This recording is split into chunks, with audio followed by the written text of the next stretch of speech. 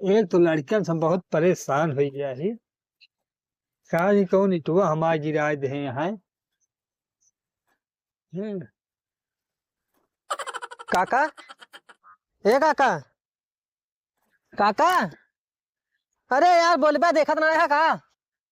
कहा वाह का करे यहाँ। तो काम धंधा तो है नहीं। मुंह उठाए चला गया और काका ही कर गया।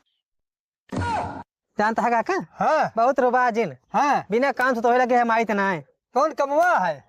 कुछ ना पा हम जाता ही हिया बताओ कुछ।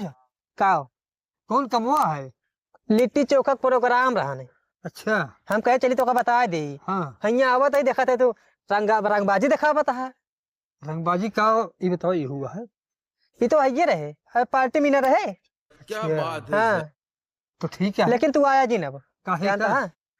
काहे का? अरे यार देखा था तो यही हमसे हुआ था। असल में कहे तो हुआ तो है लड़कियों हमारी तो गिरा दे रहे हैं।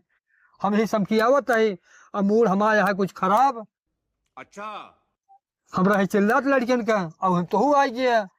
अरे यार देख ले चाहे मन नहीं खातिर बोला था कि ना बोला हुआ था तो उतना मन चिल्लाई लग गया। तो चलो ठीक है भाई संजो हम उबे ना तो पार्टी कैंसिल है तुझी ना आया। हमारा मूड सही है समझे। एकदम एकदम सही है। अब हम उबे अबे तो मूड खराब रहा काका।